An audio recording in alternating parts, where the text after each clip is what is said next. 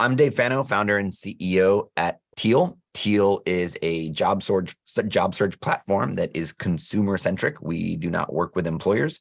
We help candidates run an effective job search and land a job they love. I want to thank Reno for inviting me to be part of this event. This is something that we care deeply about, is helping people land jobs. Whether you're in a job that you're not pumped about and you're looking for something new, or you were, part of a reduction in force, whatever that might be, why ever you're job searching, we want to help you be in that new job so you can love your job. And, a lot of things sort of fall into place after that. So how far back should you go on your resume? So I tell people, I try to answer these through judgment. I don't like to give explicit answers like 10 years and cut it. I would include anything that helps position you for the job. And I would bucket that into two main categories. Either I can express skills in that job, or domain expertise. And the domain expertise is where I may go a little further back because it might help my case. I'll give a silly example, but say I worked retail straight out of school, and now I'm doing other things like product management or who knows what. And I'm applying to a retail company like Zara or H&M in their tech department. Well, I may want to show that in my earlier in my career, I had firsthand experience with retail. And so it helps make my case. I wouldn't leave it to chance. I would kind of put that in the achievement. But that's kind of an extreme example, but whatever helps make your case, include it. That is generally my thought process. Okay, does having a professional photo, I already addressed that. I talked about Teal already. Oh, let me go ahead and answer these. Answered. Okay, done, answered, done, answered, done. Okay, are there courses, certificates that you should get on Google, LinkedIn, HubSpot, et cetera, to put them on your resume? Again, the question is, certificates. I don't think that's going to be the deciding factor on whether a company brings you in, moves you forward in the hiring process or not. If you have the space and you're a pivoter, I think that could help. The main exception being if it's required, like if the company says must have a PMP, which is a project management certification, then you got to show you have it. But I think sometimes people feel like those need to be on there. I'll also take it back to confidence. If it helps you be more confident, it should be lower in your resume. It should be one of the bottom sections. So it's not going to be make or break. But if you took it and you got the certificate, I generally don't think it can hurt. Again, as long as your resume is not, getting past 2-3 pages, because then you're not being concise. Do things like font color, size, layout matter? Just keep it clean, keep it concise, make the fonts legible. Sans serif fonts are sort of more legible, but some people like a serifed font, which is like the little tail. So that's like Times New Roman, just make it legible. I think really focus on legibility, make it easy for the reader to say yes to bringing you in for an interview. Okay. Yes, you're going to get a copy of the recording. How many resumes does a recruiter actually review for every open position versus just filing them away for a rainy day? That's kind of an unanswerable question, because it really, really changes. If you are a small startup, so I'll use Teal, right? We're a 10-person company. We've raised $12 million as a startup. So, you might infer certain things from that. I posted a position on our company website. It's crickets. We got nobody, because there's that saying, if a tree falls in the forest, does it make a sound? So no one knew the job posting even existed. We posted it on LinkedIn for free, pretty much crickets.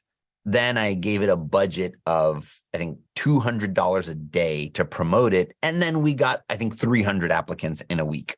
So there's a lot of variables for how many applicants and the company, right? We're a little company that doesn't have big budgets.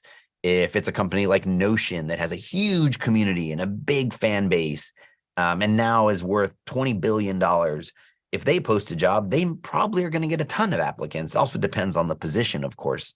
Company like Amazon may get a lot of applicants. So I would say the company makes a big difference. the position itself, how competitive that kind of position is, whether the company's doing a lot of outbound or they're going to hire inbound. LinkedIn gives you that number of applicants, which is not applicants. It's just the number of people that have clicked the apply button. But that could give you some sense of sort of the competitive landscape for a particular position. But I would say if we wanted to put like an average, I would say somewhere between 50 and 100. If I were to say, like, hey, what's a good hiring process in terms of like me really getting a good view of the potential candidate, I would hope to get somewhere between 50 and 100 resumes for a job. Okay. How often are companies posting jobs that are written for a specific person already just to be in compliance with the federal regulations, meaning you don't stand a chance? I have no idea. That is a thing, right? There are lots of organizations that by law have to post the job. You don't know, right? So what I would say is the more you can put in systems and processes where you're not spending an inordinate amount of time on a job application, then it kind of doesn't matter, right? Just if it's a job you're excited about, apply. If that's the case, that's unfortunate. Don't take it personal if you get rejected. Don't take it personal if you get rejected from any of these jobs. Much easier said than done. I completely understand. But one thing to remember with job applications, it's not about your resume relative to that JD in terms of why you get hired. I think that's the most important thing on whether you move forward in the process. Situations like this excluded, of course. But when you get hired at the end of the day, it's you, the job, and the rest of the candidates, right? Say someone said, I really need a job. I'm willing to sort of drop down 10 years in my career from a level of experience perspective, but I'll do it at that comp range. Well, you just got someone who's got like 2x the experience at the same price. They're probably going to hire that person. It had nothing to do with you. It just had to do with another candidate in that same hiring process presented themselves, and the company was able to do something incredible. And it just sort of worked out for everybody. But that may feel very personal why you got rejected, but just know that there are a lot of circumstances that go into making a hiring decision. But what I do want to recommend is do everything in your power to best present yourself for that. But you had no control that someone else applied and, just had incredible work experience. Okay, so that answers that question. All right. As someone who is trying to transition from customer support services to entry-level data analysis roles and may not meet even the 1 to 2 year qualification, what advice would you give to, sorry, this is where my dyslexia is kicking in. Would you give on how to grab a recruiter's attention when you don't have as much experience? So first, I would say follow Reno on LinkedIn if you don't already. He's got really, really fantastic like networking tips, because you're just going to have to go sort of beyond the traditional means of online applying. I will say, look, I'm not one of these people that's saying it's online applying is a horrible route and that all jobs get landed through networking. I don't think that's true. I think the majority of people that have work at Teal were hired through an online application. Online applications work fine, but you do need to meet the criteria because it's just going to be a little bit more of a sort of empirical process. There's not going to be as much wiggle room for interpretation and things like that. So if you don't meet some of the key responsibilities, then I would say do not apply online because you're just going to get automatically discarded because you don't meet the requirements. Then this is where you want to, like, if you can see who the hiring manager is on the job posting or the recruiter, try to connect with them directly and make a case, make your story for why you think you're qualified. And, think about this.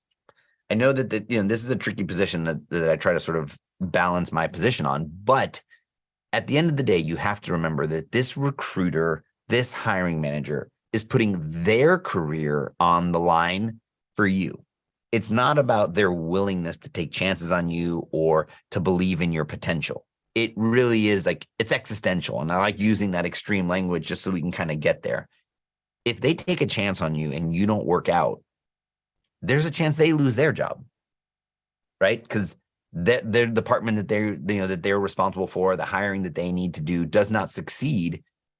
So that's what's happening. And, especially in a time that we're entering now in a more recessionary period where budgets are getting cut, That's the level of thought process that people are going through when they're hiring. So you need to do everything in your power to de-risk it for them and actually flip it. Why hiring you as a pivoter is a strategic advantage versus hiring someone who on paper has literally the credentials I need. So definitely you're not applying online and you're going above and beyond to help this person see why having you on their team will be successful. So what is it about you as a pivoter who, you went from customer support service to data and to data analysis. So you want to make a case for, even though those were the titles you had, where you were in the Zendesk reporting analysis, you were consistently exporting things out to Google Sheets, you were in Google Data Studio doing analysis, and that you discovered, these issues. And so even though that was my title, I'm very analytical. And, I see that the position is for data analysis for the customer, service team. And so now that domain expertise is really valuable. And so sure, maybe you're short 12 months on the experience, but your domain expertise far outweighs these sort of like fake 12 months that sort of imply some level of expertise. But you need to do that work to market yourself because people aren't just going to build those bridges for you. Hope that answers your question. All right. Great. Thanks, Carrie. You can hear me. I appreciate that. Okay. Do you recommend a certain template to catch attention on the first page? Focus on the content. Again, visuals are not going to be the thing. It's just not going to be the thing that makes you stand out. It's not going to be funky colors. It's not going to be a funky Canva template. It's the content. My opinion is a target title and professional summary are the most effective at doing that. Again, you'll have plenty of people who vehemently disagree with me and just say, cut straight to the chase, go straight to the work experience. That's my opinion. I think a professional summary is your place to make your pitch. Should a resume be more than one page? I already addressed that one.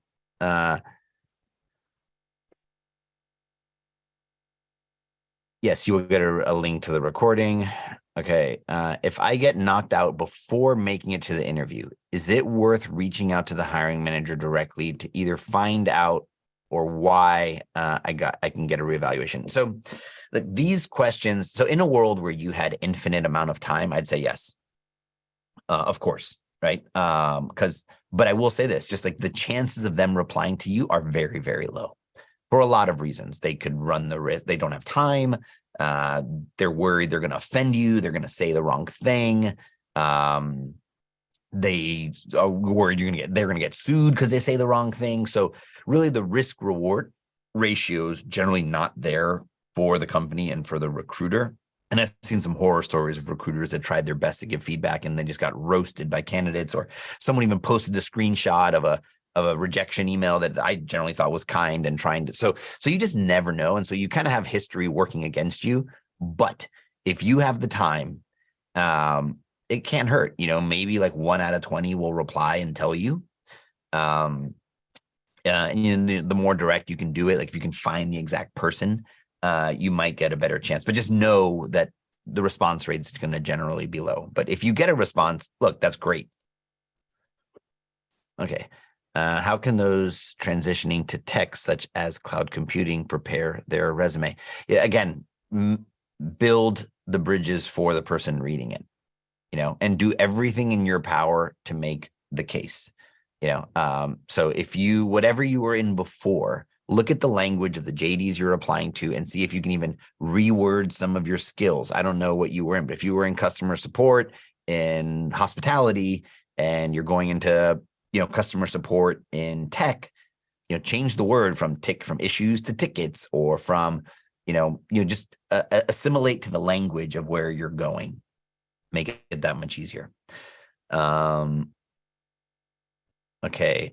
Thoughts on references, recommendations upon request, including them on LinkedIn. Don't add that in your resume. Just waste space. It looks a little amateur.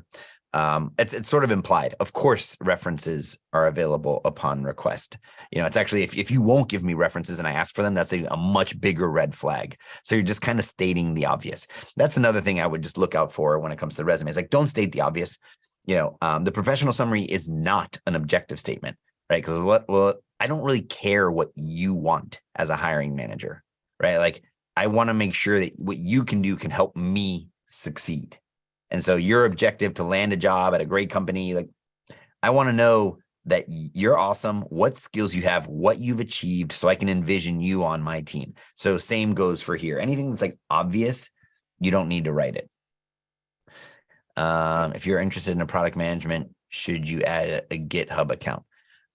If you want them to go look at the code, if I think one thing I will say is if you are applying to tech and the company has a product that you can use it. Come in with opinions on the product. So if you're applying to product management, like I think if you have a GitHub account, it doesn't matter. I mean, I don't know, unless you're looking to code, I think you might be better off with like a portfolio. But you could do things like use their product, come with an assessment of their product.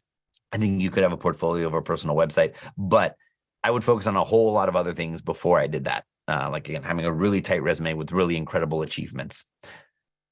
If you were looking for if you were doing maybe like a technical product management where you were managing an API or something, then maybe a GitHub account would be good. But again, these are just going to be like these little teeny nice to haves.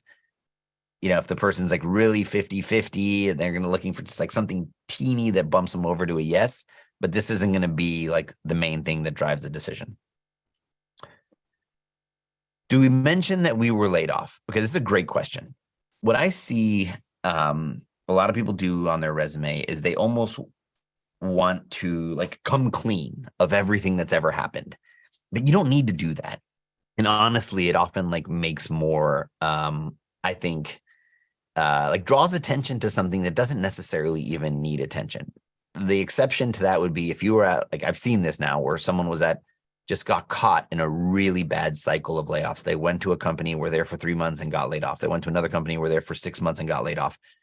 Like, there's a few ways that you could manage that. You could sort of all group them together in one sort of section of your resume, or you could, call that out in either like a little company description or, in parentheses by the job title. If that really just optically looks challenging, you could also put it in your professional summary and just sort of like, I'm kind of the fan of just front run that stuff, get in front of it, bring it up. If it's a thing, but you don't also just need to like spill the beans on everything, so I think that is kind of another extreme where people feel anxious about it. So they just kind of want to get it out there. Generally career breaks, I don't think people are even really noticing they're skimming that fast. Also just given the last few years, I think we've become much more understanding around those things. So I don't think you need to necessarily sort of admit these things in advance. Just focus on the amazing things you did. Like really focus on the content, on like your achievements. Why, if your resume is outstanding and is a great match, they're just not going to care that much that you weren't there that long, right? That's going to be like, that is not primary in their decision-making process. That's sort of like, let's call it like 3-4 steps down.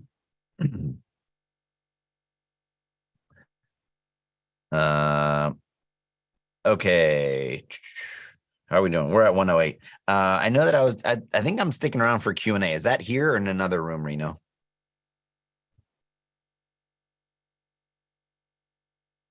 Okay. Can I just stay on the Zoom? Do you guys need this Zoom account for something else? Dave, so you can stay on the Zoom call if you're comfortable. People are just present here, so you can answer their questions as we go. Awesome. Yeah, this is my preference. I'm a much better talker than typer. So yeah. I'll just keep going. Let's do it. Cool. And Reno, if you disagree or if you want to pipe in, join me. You're welcome. Yeah, no, I think we're good. Let's do the Q&A here. I sent a message in your chat room that you were supposed to be at 2. I think this is a much easier format just to read the questions and answer them as they come through. If that's cool with you. Love it. Really much preferred for me. So awesome. I'm really let's do it. Okay, awesome. Well, let's see. I'm using the Q&A feature. Whoa, there's a whole bunch for me to get through, which is amazing. I love questions.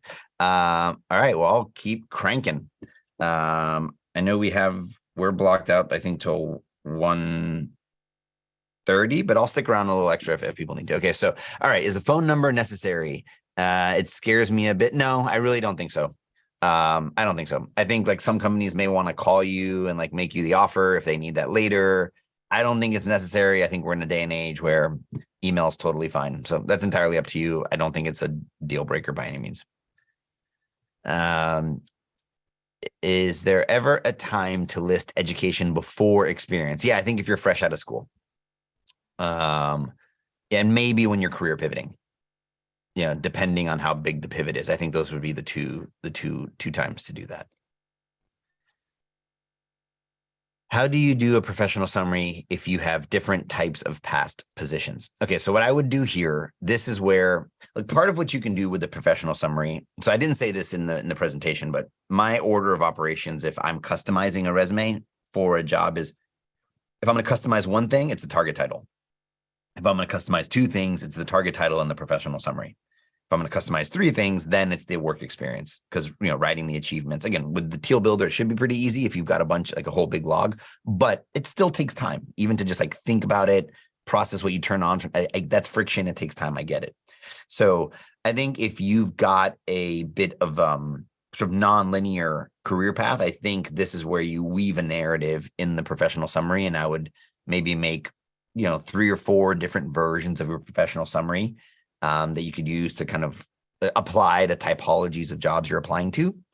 That's what I would do, is sort of weave it together with the professional summary and see if your work experience can tell a narrative, right? I ran a podcast for a while. I think I interviewed 40 people around their career history, and they all started with my career was like totally non-linear and it made no sense. And at the end, when we sort of chronologically talked about it, there was good reasons for every single career decision they made. Always 10 out of 10 times.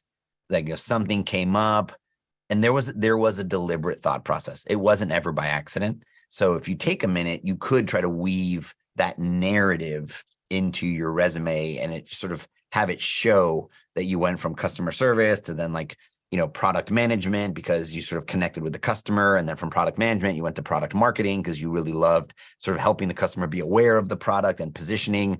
And so there's things like that you could do. But if you don't have time to do it in the work experience, you could try to do it in the professional summary.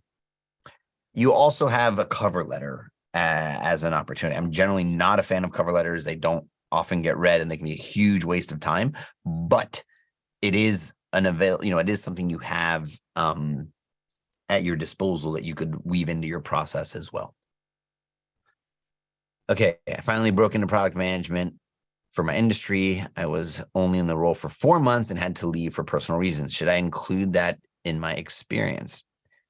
So look, a short period of time like that, it depends. So a company is going to want to see that you have some real world experience. So I think you can weigh out the options. Is it better? Again, in my opinion, these things are not, they're not like factual. I think in your situation, given what you outlined, if you wanted to continue in product management, I would include it and I would address it. Product manager at XYZ company, in parentheses, needed to leave for personal reasons. 4 months is kind of a short time to be at a company. So I would, but I still want to see that you had real world experience, in the field that you pivoted into. That's what I would do. Curious if other opinions in the chat on that. Hello, I'm rebooting my career by completing a UX design bootcamp. Previously, I focused on raising a family while working as a freelance website designer, substitute teacher, and marketing manager for a local church. My college degree was in 1988. Should I list that on my resume? So what I'll say is if you don't list it on your resume, people are just going to assume it was a while ago. I mean, again, people that are hiring are looking at lots of resumes. They sort of develop their spidey senses. That said, ageism's real. I don't want to pretend like ageism is not a real thing. So I don't have like what I think is the best advice here. I think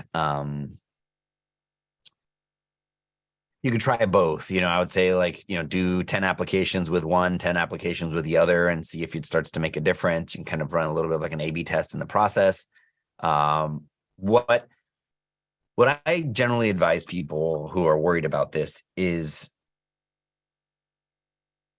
address why someone isn't making that hire. right? And so as someone who's hired in the past, and has experienced these things because I've taken that chance, these are the concerns companies have. Is you're applying for something that, on paper would probably be a lower years of experience than you have. And so you're going to come in very quickly. You're going to want to be promoted faster than sort of typical track, or a person, not you, of course. And it's like, well, I look, this is this position, 5 years of experience. If I hire someone with 20, like they're like, the work's going to be beneath them. And very soon they're going to get frustrated, again, that may not at all ever happen with you, but everyone's kind of experienced that at one point. And so you're kind of fighting against this just kind of history of bad behavior that you're sort of being, clumped in with, which is really unfortunate.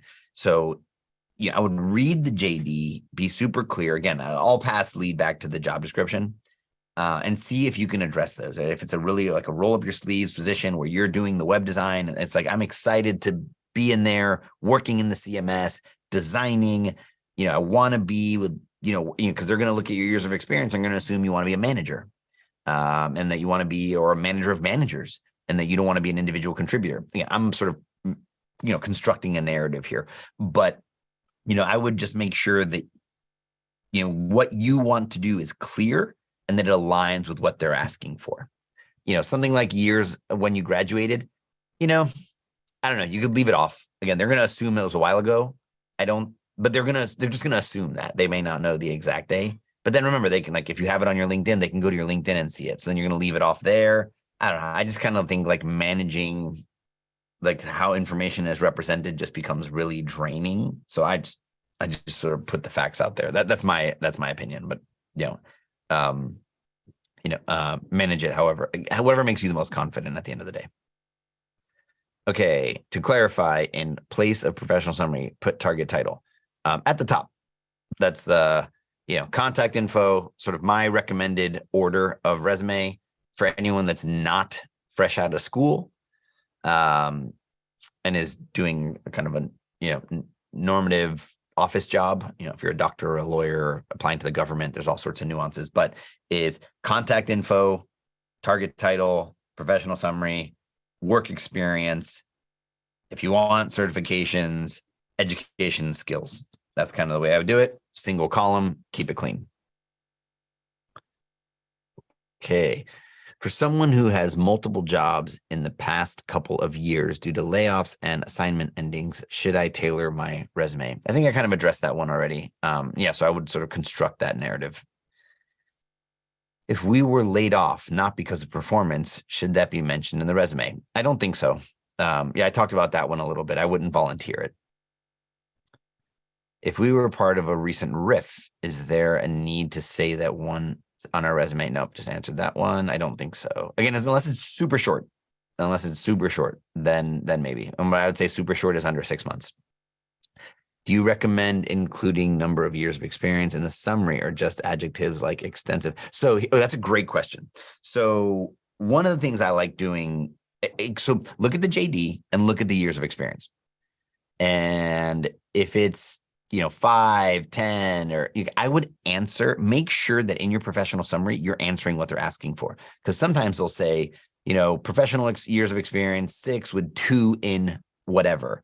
If you don't put it, now the recruiter needs to go like infer it from your work experience, right?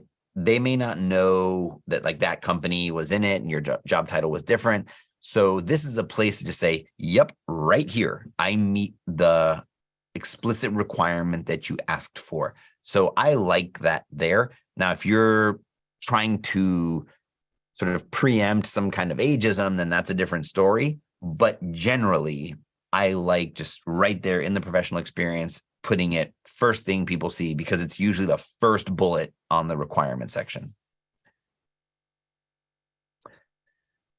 How do you feel about breaks? I was impacted by COVID and want until recently I was able to get back in the workforce. Had 3-month contract, now back on the market again. I'm not a job hopper, but it looks like I am. So you can manage it optically a couple different ways. You could group jobs into one. I've seen people do this, say, consulting freelance consulting, and they just put it all in one. So it like expands the tenure. And then like through the achievements, they kind of talk about each one, but on the resume as like a single entity, it kind of looks like one. It's a little bit of like a visual trick, but I also think it's okay. That's one way you could do it. The other way is to just, again, call it out explicitly and just say, this is what happened. I was in an internal startup where a majority of work I did would have fallen under a different job title. Should I change the title on my resume to reflect that? I am of the opinion, yes. I think it is absolutely okay to change your job title to represent what the market would understand it as. If that makes you a little uncomfortable, then you could put both. You could put the actual title you had at the company and then like in parentheses, known as, or, externally, you can sort of describe it or just put it in parentheses. And if it really makes you uncomfortable, then yeah, you're just kind of stuck with whatever funky naming convention the company came up with. There's like a story about Airbnb where they called product managers like, they were using this, like they were trying to use this language of movie directors because Brian Chesky likes Disney so much. And so they were called like narrators, and they couldn't hire anybody because they were posting these jobs and no one was applying for those positions. So it's a bit of a tricky problem when companies get too creative with their job titles. And I don't think you should let yourself be affected by that. So I would change it to the more commonly understood title. One area where there's some like wiggle room or room for interpretation is like seniority. Right. If like functionally it was the job, but at the company they called it director versus manager. I think that's a place where if you were managing people and you were setting strategy, but just the company did not use the director, like you were managing managers and the company just did not use like the director title, but all the jobs you're applying to are director, I would probably do that. Okay. Will the link to the resume builder be shared, or will there be a team available to review and edit resumes? I'm not reviewing resumes. There may be something part of the broader career fair. Reno could probably address that in the chat. The resume builder is just go to tealhq.com. It's there. It's free. And we'll help you. There's a bunch of links that just got posted by the hosts and panelists. Okay. How important is a cover letter with every application? Is it more important? So what I would just say is if it's required, include it. Obviously, you don't have a choice. Company says they want it. They still may not even read it, but could have just been like a setting that they forgot to turn on their ATS or turn off. So if it's required, you got to do it. If it's not required, I would generally not do it unless you think that there's something about this job in particular that you want to sort of really highlight and use it as an asset to differentiate your application. Even still, you run at a very high chance that it's not going to get read. So I would generally stay away from it. That said, there are some cool tools out there that can sort of streamline the process. We're actually going to be coming out with one here until soon that'll take the JD and your existing resume and use GPT to sort of make a draft.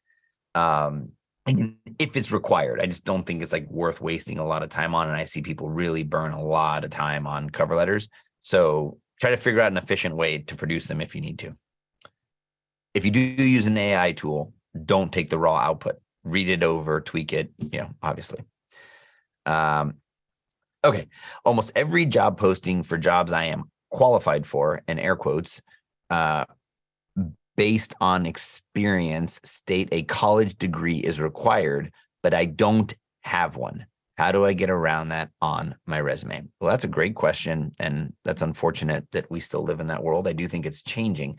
So I just don't think online applications are the best route for you. I think you're going to have to network in, connect with recruiters, list yourself in some of these databases. I just would not apply online to any job that has that requirement.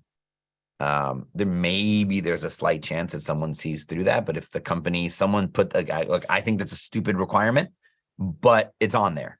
So if they have it and they went through the trouble of writing it, they're going to comply with it, at least in some sort of automated process, like an online application, automated in the sense that they're looking for sort of binary yeses and nos. Again, not an AI bot. Don't want to perpetuate those myths.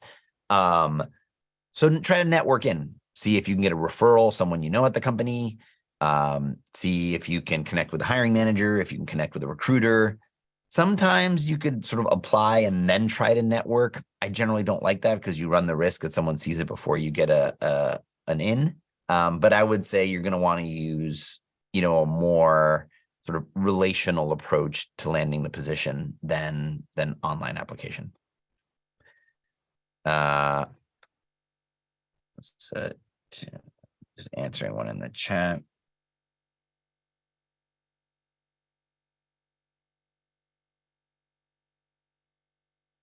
I think that's the link to the resume builder. But if you just go to tealhq.com in the header, there's a link that says resume builder, but it's all the same interface. So just sign up and you'll find it in there. Okay, so answered that one. Okay, how many achievement bullets should we have per title? Okay, so this is built into the analysis in the resume builder, but I'll just sort of read back the rules to you, the rules that we think. So I don't think you should have really more than like 15 to 18 is kind of what we came up with on a resume. And then we said for the first job, for the first position, somewhere between 3 and 5. And then for like the next 3 positions, between 2 to 3. And then after that, you really don't need that many because you're going to be at close to your 15 or 18, but more for the more recent position, less for the further position. Unless there's a job, and this is not built into the rule set, but there's a job that you just feel like you have really pertinent experiences, then maybe make that one a little bit bigger because it's more relevant. But just think, I always try to encourage people to think about their behaviors. Think about when you're on websites. Just think about like your energy on a website, right? You read the first, and as you scroll down, you sort of drop off. It's the same with resumes. So the further it is on the resume, just like the less likely someone's going to read it. So really focus on your most recent position. How important is it to include acronyms? In your example, you had an email service provider, ESP, and customer success, CX. Generally, I would put both. I would put the acronym and the long form. Doing it so if someone's using Boolean search in the ATS to sort of filter down resumes or sort of search for resumes, I have both. But they also run the risk that the recruiter may not know the acronym or maybe only knows the acronym and not the full. So I just think you put both if you're going to use acronyms. I've heard that resumes and LinkedIn profiles should be an exact match. I look at LinkedIn as a career history versus a tailored resume. What are your thoughts on this? That's a great question. So I don't think they should be an exact match because I just sort of talked about why I think each resume should be more tailored to a JD. And that's an opportunity you have with a resume. With LinkedIn, you don't. You can't really like alter your LinkedIn on a per person basis or do sort of like A/B tests on it. So it kind of needs to be a more general representation of you. The one exception I would have to that is if you're a career pivoter, I recommend to people that they pick one of the possible paths that they want to do at a time. Because I've seen pivoters who are exploring like 3 different paths and their resume is kind of trying to show them as someone who was willing to do all 3. And then what that means is I'm not going to hire you for any of them because like you're not clear on what you want to do and I'm not going to take that chance. So what I generally recommend to pivoters is like pick one profile, let it live that way for a while. If you're considering like product management, product marketing, and I don't know, something else, just embody one and then do a change later if you need to. That's kind of one, but it still shouldn't match your resume one for one. Resumes should be tailored to the job description. I would say just put your most impactful stuff. When you look at a LinkedIn, also look at like your work experience. You can't put that much. I think you get like 2 sentences. Your professional summary is 3 or 4 lines, your about section, and then you have to click the see more. So you want to be like much punchier. But then you also have a different, I think about LinkedIn as resumes for outbound and LinkedIn as for inbound. So you can also make a LinkedIn profile quite keyword rich and just not visible. So when recruiters are using something like LinkedIn Recruiter or just searching, you do come up because those keywords are in your profile. So that's a case for making it a little bit more exhaustive, but I would think about both. I would think about like findability and what you're doing to your profile to make it findable. And then sort of engagement, what are you curating to the things that LinkedIn shows by default so that people engage and sort of stay when they're there. The most important thing on your LinkedIn is your headline, which is not the same as a target title. It's very different. and your about section, I think, are pretty good. And then obviously your work experience. But at its core, LinkedIn is more analogous to the career history, kind of everything. If you want, I think you should still be somewhat curatorial. Where with like a raw career history, you could take like the same achievement and change the word like members for guests if you're transitioning from hospitality to tech. And I think you would have those different versions in your career history. On your LinkedIn, I would not do that. And then your resumes are really tailored to each JD, time permitting, of course. Did you develop Teal HQ? Personally, I'm responsible for the design of the software. I did not build it. We have incredible engineers that did that, and it's led by our phenomenal CTO, Keith Gould. And product management is run by Lara Pearlstein. Out of curiosity, what does Teal do with our data? Nothing. We help you land a job. We don't do anything with it. That's part of us. We don't show it to companies. We don't sort of get paid by employers. It's not a thing we do. And the ads are not targeted ads. They're just affiliate ads that we randomly surface on the platform. So we don't do anything with your data other than, enable you to use it to land a job. Also, can Teal import information directly from my LinkedIn? Yes, you can pre-populate your career history from your LinkedIn profile or an existing resume. What about video? I've started seeing that recently. So I'm assuming you mean video for like an application process. So I put video kind of in the stunt category.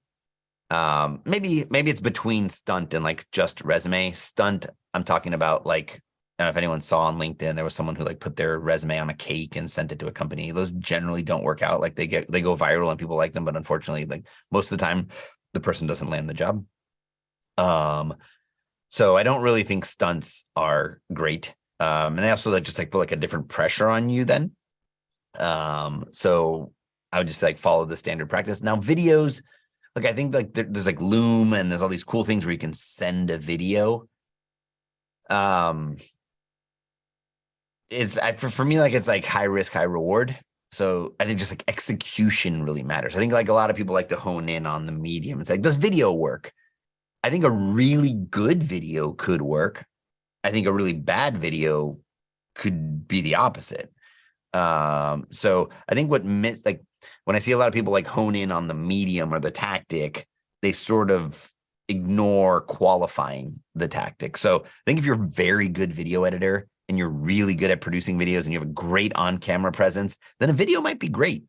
But if those things are not true, then I wouldn't do it. So, I would think about like which mediums help you shine.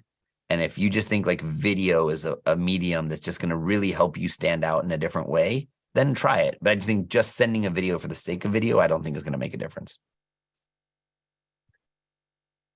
If I'm a creative applying for a creative role, should I have a creative resume that shows a picture of myself? No. I'm new to Teal and really want to start using Teal for my next week for my job search. How do I get started? Any resources? Yes, sign up. You'll get an email drip. You'll get a bunch of stuff. There's a bunch of videos. And if you hit the little question mark in the lower right-hand corner, that's going to send an email to me and the rest of the team, and we will help you however we can to help you get going. So yeah, give it a shot. Give it a go. What do you recommend including on LinkedIn profiles for your past roles, descriptions, or your JD or the company? Wait, what do you recommend including on LinkedIn profiles for your past roles, descriptions of your JD or the company? Well, the company, there's a company profile on LinkedIn, so don't give the company any airtime. So I would focus on you and what makes you awesome. LinkedIn is your billboard. LinkedIn has two main purposes: being found. So you want to be keyword rich and you want to associate with the keywords that are in the jobs you want to look for. So I say keywords main value. LinkedIn's main value is to be a inbound marketing channel, right? People find you and come to you ideally if you really have it humming. And then the other is when they're there, they engage. So make it about you, your successes, your achievements, and share anything you can on publicly that makes you look awesome. Okay. May we have a copy of the recording? Yes. Reno and Co will be sending that out. Hi. Manuel, they said hi, Dave. Thank you. Hi. Okay, some of these are from like 40 minutes ago. I'm catching up. Oh Yeah, wow, hey, so many. Dave, I just want to jump in. I know, I think you said you maybe had to go around this time. Do you have time to do more, or do you have to jump? I just want to be mindful of your schedule. I can keep going. I had blocked out 2 hours. So, if there's questions, I'm here to answer them. Yeah, totally up to you. I mean, we got a crowd here, so feel free to keep moving through as long as you need. Well, we got 185 people. All right, we'll keep jamming. All right, I'll keep answering. I'm happy to stick around. Yeah, just cut me off when you need to cut me off. All right. I was a front-end developer and now moved to design. I have done a master's in US. How should I go, as I do not have experience in the United States, but have 5+ years experience back in my home country of India? I don't get from this question where you're looking to apply and if location is key. I think those two things are separated. I think years of experience and location I have not seen it where people care where you had the experience, again, unless it's like a job that like really takes into account locality. If you're applying for remote positions, I would just look into like a company's remote friendliness. Do they have the infrastructure? Like, for an example, we're remote, but US only, because we just don't have the infrastructure to hire abroad. And it's not a cost that, we want to take on right now. So I wouldn't, unless I'm missing the question, maybe ask again. I don't think those two things are necessarily connected.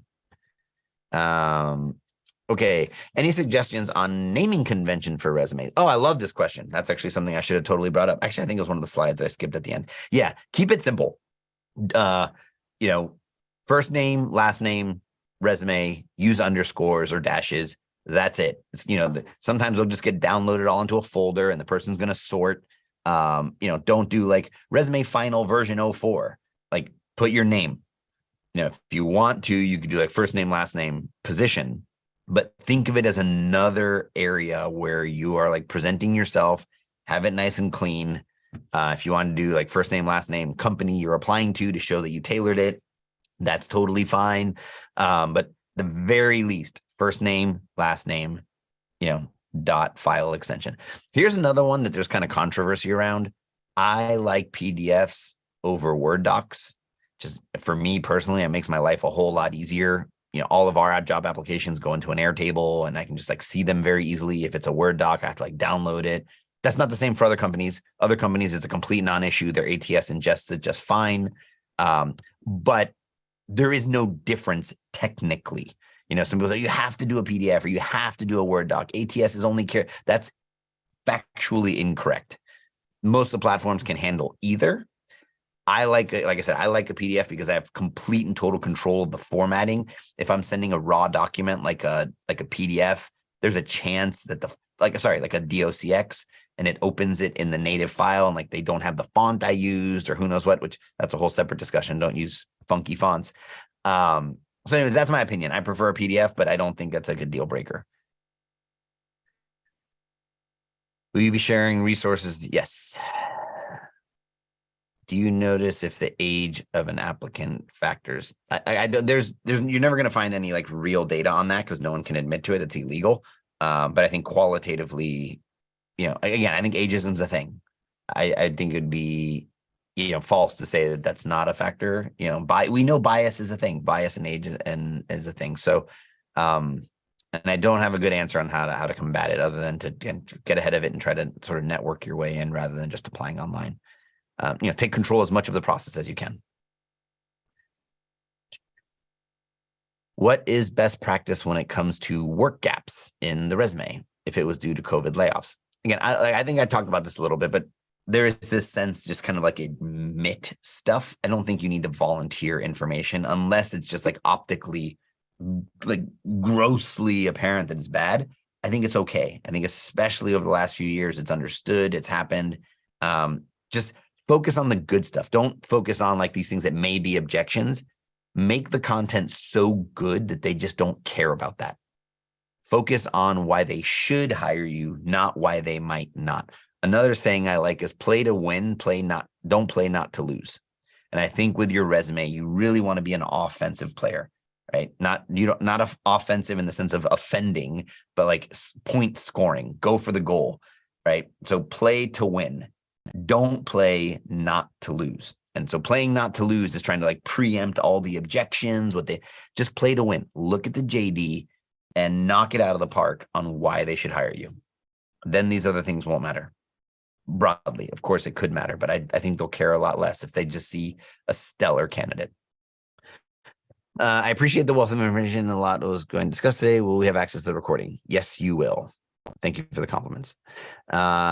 If you're looking to pivot, should you include that in your summary statement? I don't think so. I don't think, because it's just like, why does that matter to me?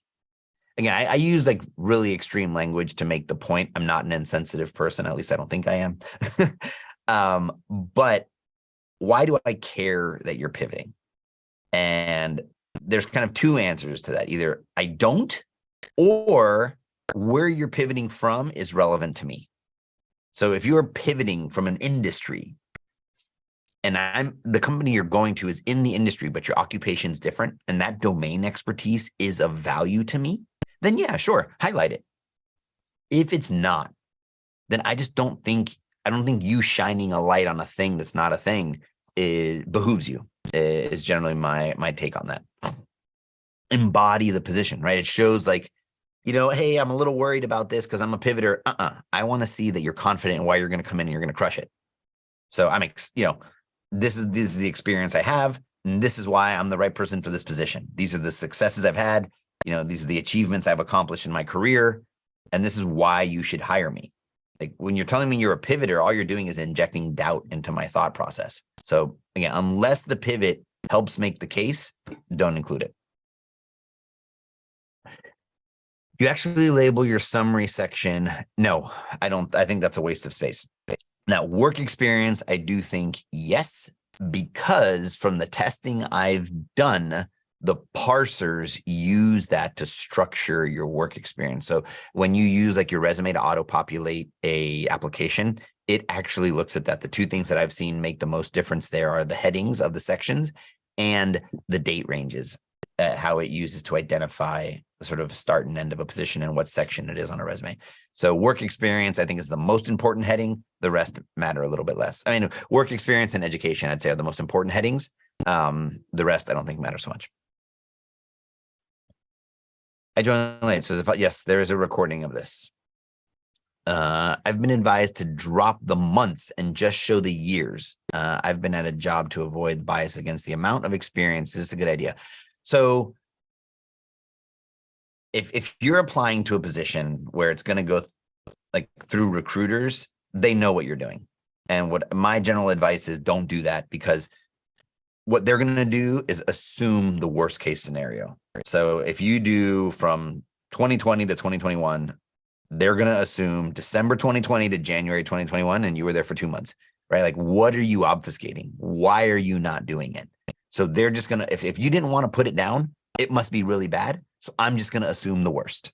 So that's the risk you run. If it's like lots of years, then I don't think that really matters. But just know the person reading that document is going to assume the worst, not because they're bad people, but because they're putting their career on the line. Hiring you is putting their career on the line. If you are a bad hire, if you don't jive with the manager, if something really bad happens, that is a negative reflection on them. So it is only prudent for someone hiring to assume the worst. So that's kind of, again, just my disclaimer. I use extreme language for it to really process.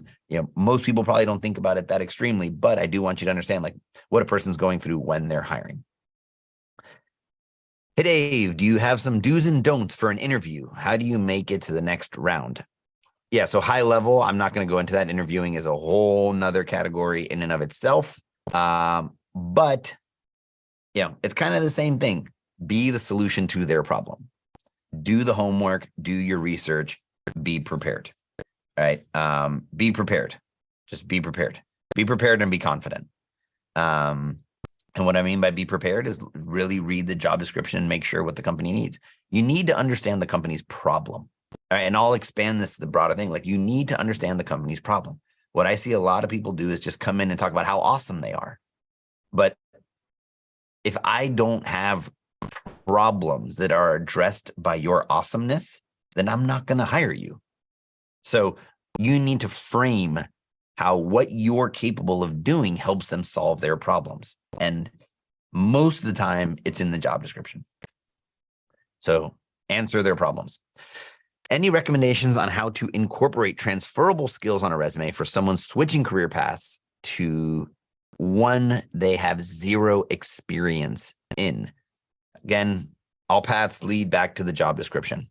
Look at the job description and see, and if you're sort of thinking about like the initial version of your resume, go look at 10, 15, 20 JDs that you'd be interested in and see if there's any recurring patterns in the skills and how they talk about it in the language they use, and then see sort of index your skills and see which ones are pretty much the same thing, just sort of worded in a different way.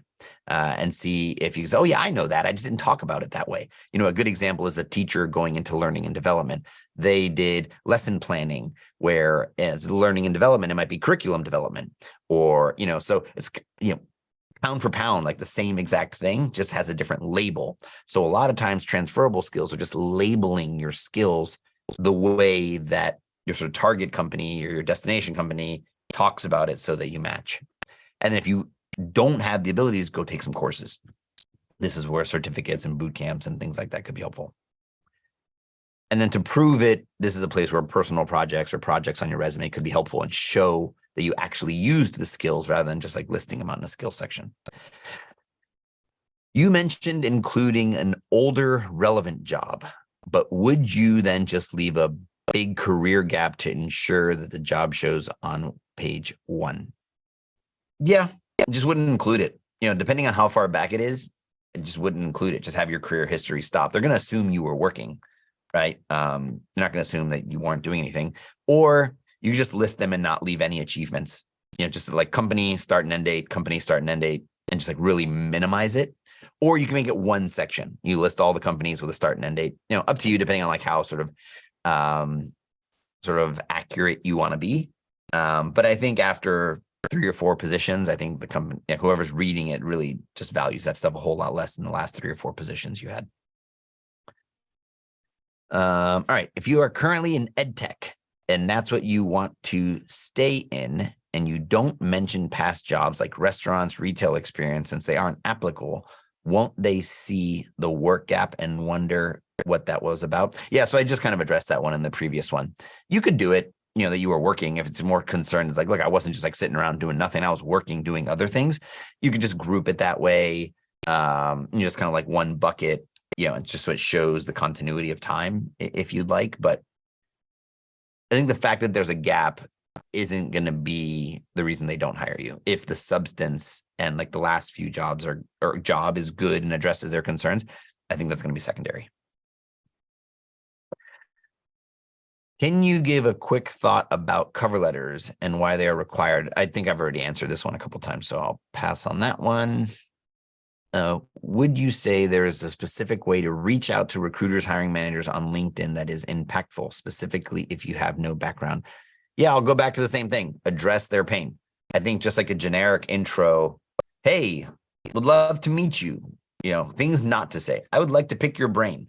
I would like to learn about this from you. It's like, this person's busy, and you may find someone who is just like inherently altruistic and kind and wants to be helpful. But at the end of the day, people are super busy. They've got a lot to do. So communicate in the form of value. Like, what does talking to you do to benefit them? So I saw this JD. I saw that it's got these requirements.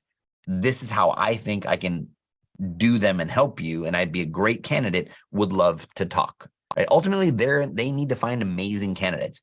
And if you happen to be that person, great. But they're not just going to assume it. They're like, oh, this person's kind. I'll just take a meeting just in case. They don't have the time for that. So you need to do that work for them. Again, go look at some of Reno's content on LinkedIn. He posts a lot about cold outreach, networking, and it's really phenomenal advice. What are the chances of applying for jobs with more than 100 applicants? Oh yeah, this is a great question. So hi, I don't think so. So a couple things. If LinkedIn says 100 applicants, that's 100 people that have clicked the link. That's not necessarily 100 applicants that have actually gone through. What I would say is more important is how long the application's been live. So the energy sort of expended on reviewing applicants diminishes over time, especially if there's a lot. That means they probably have some people deeper in process. So again, think about a process. You open a job description, you post it. If it got 100 applicants in the first week, I'm going to say the chances are the person who's going to land that job is in that pool. So now they've been moved to the first round. People are having interviews. It's moving forward. You apply 3 weeks later. You need to be like 10x better than one of those people to disrupt the entire process. All right. They've already, so, offer letters are being drafted. It's just going to be very, very hard for you to reorient that process, get them to stop. So I would say time to application from posting is more important than total number of applicants. And in my mind, qualitatively, I say like the first 7 days. I think after the first 7 days, things really start to drop off quite steeply. Okay, 10 minutes. Cool. We got 9 more minutes. All right. So that was that one. Okay. Why is it important to have, Siri's talking to me. Why is it important to have a LinkedIn? What are you looking for on LinkedIn that you don't see on a resume? I think I talked about this one a bit already, but LinkedIn is your place to be. It's for inbound. Recruiters are on LinkedIn. Just remember, LinkedIn makes the majority of their money from recruiters from a product called LinkedIn Recruiter. They get very advanced interfaces to search basically every parameter of your profile. You want to show up in those searches. And it's just kind of like not having an email address at this point. It's like, why do you not have one? So at the very least, just have a very minimal one. You don't need to engage. You don't need to comment. You don't need to do stuff, but just have a very basic, simple LinkedIn profile. I really think there's very few bad things that can come of it. Like there's things also I'm not considering. If you've got some like privacy reasons that you don't want to be online, of course, don't have one. But just know that that's not the norm. Okay, that was a +1 to a question from before. Do I need to put in my email to get a copy of this recording? I'm not sure. If you want it emailed to you, I'm going to assume yes. Brian Anderson, in summary, do we mention being laid off? Again, I don't think so. Unless it was a really short amount of time, I would not do that. Any suggestions on cold messaging on LinkedIn for jobs? Again, if you do it tactfully and you do it strategically and you convey value on why the person should engage with you, then I think it's a totally good idea. What advice do you have for executive resumes? I have been a VP for a short time and trying to get another VP role versus senior director or director. So this isn't an area of expertise for me. One of the other speakers at this event is Sarah Johnson. She does a tremendous amount of executive resume writing. I would follow her. She gives really fantastic advice and she writes about this topic a lot. I think at the core, the fundamentals are the same. Convey your value, show how you can lead it. I think the JD is going to matter even more. And then what I would say is like research on the company. They just may not put it all in the JD. So show your executive abilities by assessing where the company's at. Do the research on the company, see what matters to them, see if they're in the news, see what they're putting in their other JDs, and address those things in your resume and show how you help the business grow. Yeah, Reno just linked to Sarah Johnson. She's incredible. Is being a member of an NSLS a good thing on your resume? I have no idea what NSLS is. 1.5 years ago, I pivoted to ERP consulting with no experience in the specific system my company trained me to use. As a part of some streamlining, I was let go before I could make my mark and build my expertise. What advice might you have for someone in this situation? So I would ask you, do you want to do more of that or less of that? There's a lot of ERPs, Workday, PeopleSoft, a lot of them. And so I would look at, if you want to do more of that work, look for companies that are hiring in that space. I'm assuming you're meaning enterprise resource planning when you say ERP.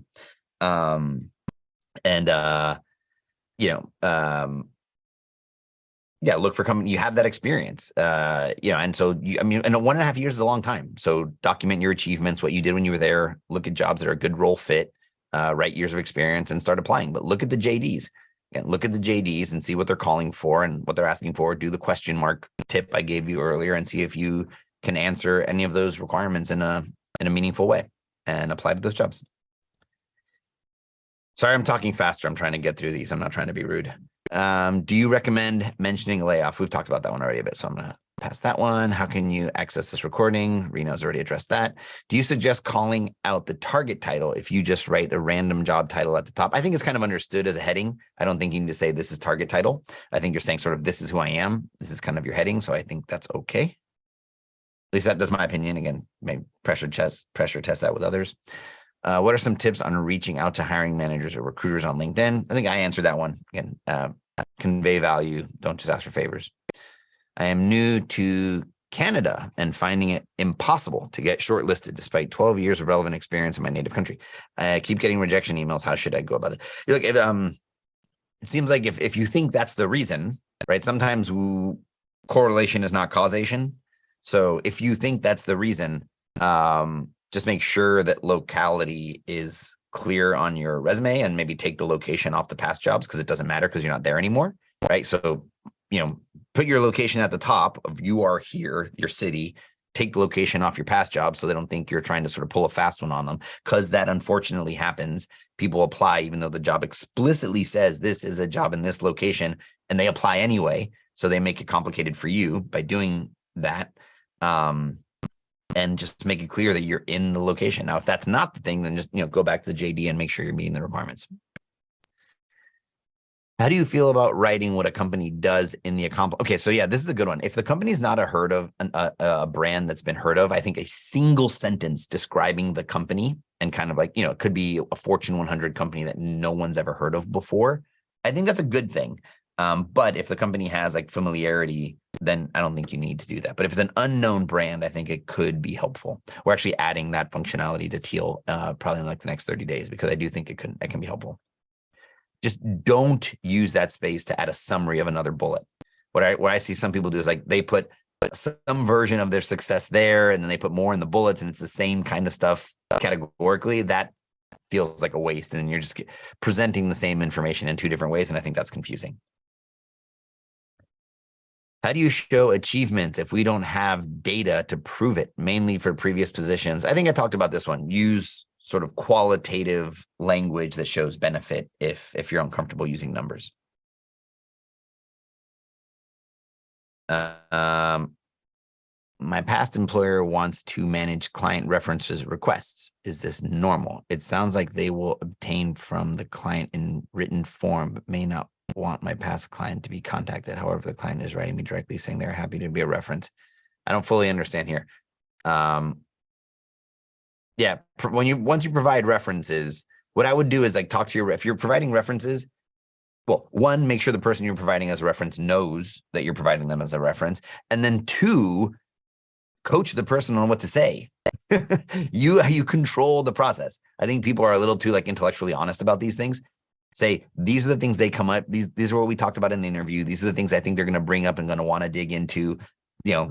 Obviously say whatever you want. I don't want to put words in your mouth, but this is kind of how I answered. So the more our stories can align, the better. So you can absolutely talk to the person that's going to be your reference in advance. I would absolutely do that. Should you respond to questions, reference salary requirements? Lots of stuff on LinkedIn on this. And it's very opinionated. Some people would say no. Some people would say don't put out the first number. I would say more importantly, just be real clear on what you need to make. And the negotiation is ultimately a game. So however comfortable you are negotiating, sort of lean into where your comfort is. Okay, so done. Okay, how are we doing on time? 1 minute. Should all previous job experiences have the same amount of bullet points? No, I answered that one already. They should kind of decrease as you go down the resume. Okay, I got through a lot of them. Wow, there was still some left. And I don't know if you can export out the questions for me and send them to me. And these could all make for great LinkedIn posts or TikToks or something. But thank you everyone for engaging. Honestly, I do a lot of these and I just sort of feel like I'm in an empty room and no one's answering. There's me just talking. I mean, this was just me talking, but I feel like I was responding to questions you all really had. So thank you so much. I hope it was helpful. I hope the tools can help you. Thank you, Reno, for putting this on. This was much higher engagement than when I do these on my own. So this was incredible. Thank you all so much. You can follow me on LinkedIn /David Vano. And then Teal is Teal_HQ. And we're quite active on TikTok, and I try to post a bunch of tips there too. So best of luck with your job search. I know it's a little sort of scary out there, but there's still lots and lots of jobs, and take control of the process and do the things that you can to help yourself stand out. All right. Best of luck. Have a great rest of your week. See y'all soon.